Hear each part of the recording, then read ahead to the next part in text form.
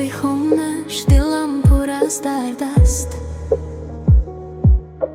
نمیتوانست در لبانم هست. از پسی باران صدای تو می آید،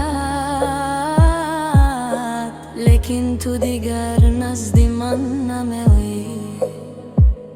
راحت و یکی با هم گذشته بودیم، اکنون تنها خطیره شدن. در هر نفس تو را میکی تویم من، اما قسمت ما را جدا کرده.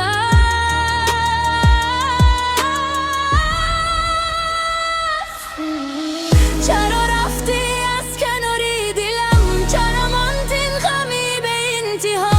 سر شب با عشق و سخن میگیم، با عکسی تو در تنهایی.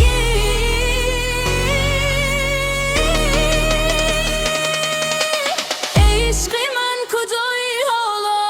دلم میسوزد از فراقی تو، فریاد میزنم به آسمان ها.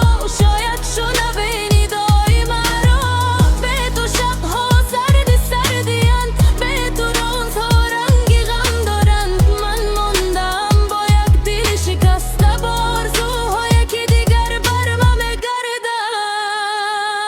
شمی امید در دلم کم رنگ شد وقتی که از من دور رفتی تو. هر گوشه شهر از تو خیسه دارد، هر کوچه نامی تو را به یاد میارد. میگویند وقت همه چیز رو تبابت میکند، لیکن دردی تو نمیرود از دلم. من هنوز در انتظار یک نگاهم، گرچه میدانم نمیایی دیگر. اگر روزی صدایم روشونه بی، بدون که دل هنوز تو را دست دارد. در میان هزار ستاره های شب، نامی تو در قلبم میماند.